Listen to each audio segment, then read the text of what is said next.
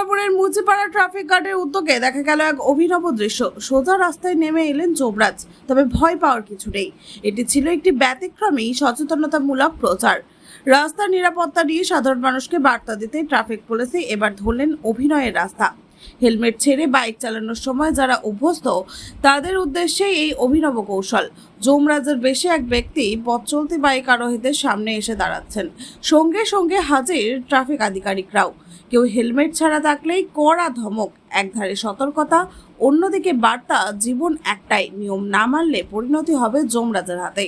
এদিন মুচিপাড়া মোড়ে বেশ কিছুক্ষণের জন্য চলল এই কার্যক্রম। পথ চলতি মানুষ থমকে দাঁড়িয়ে দেখলেন এই অভিনব সচেতনতাকে। অনেকেই বললেন এভাবে প্রচার করলে সহজে মনের মধ্যে গেঁথে যায় বার্তাটি। ট্রাফিক আধিকারিকদের স্পষ্ট কথা, শুধু আইন মানলেই হবে না, মানুষকে বোঝাতে হবে। আর সেই কারণেই এই অভিনব উদ্যোগ।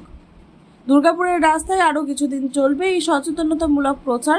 সবশেষে পুলিশের বার্তা এমনটাই, নিয়ম মেনে চালান, নিরাপদে বাঁচুন, নয়তো হঠাৎই সামনে হাজির হতে পারেন যমরাজ। বললেন যে অবশ্যই হেলমেট পরতে হবে বাইক চালাতে গেলে, আর চার চাকা চালাতে গেলে সিট বেল্ট পরতে হবে। অবশ্যই আমার ভুল হয়েছে যে আমি হেলমেট পরিনি। রাস্তাঘাটে যখনই বাইক নিয়ে বেরোবো তখনই অবশ্যই হেলমেট পরে এরপর থেকে বেরোবো।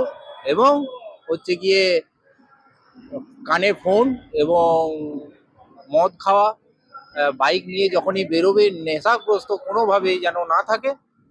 আমি এটাই বলবো, যাতে আগামী দিনে আরো কেউ যাতে বাইক নিয়ে বেরোলে বাড়ির থেকে যেখানেই বেরো, যাতে না মদ খাওয়া, না কানে ফোন এবং হেলমেট নিয়ে, এবং চার চাকায় বেরোলে সিট বেল্ট পরে বেরোতে হবে।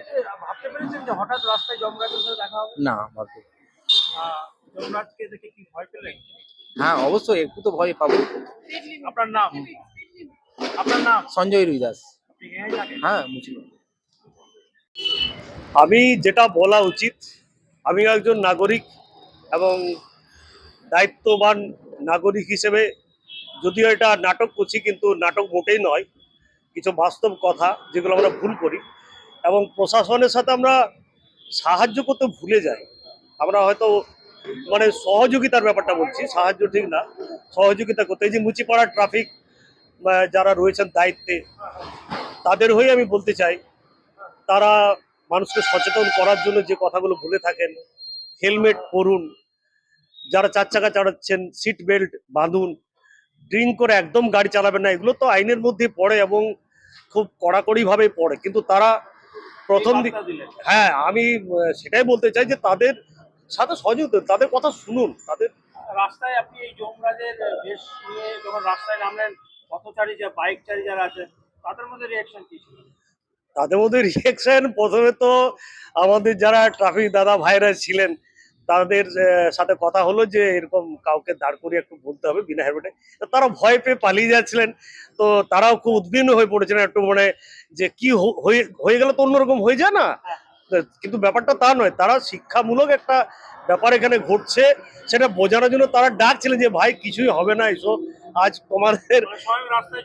হ্যাঁ, এবার ভয় আমাকে দেখে যত না ভয় পেয়েছে, ট্রাফিকের দাদা বা পুলিশ কর্তাদের দেখে আরো বেশি ভয় পেয়েছেন। কিন্তু তারা সম্পূর্ণ ভালো ব্যবহার তাদের সাথে রাখছেন সবসময়।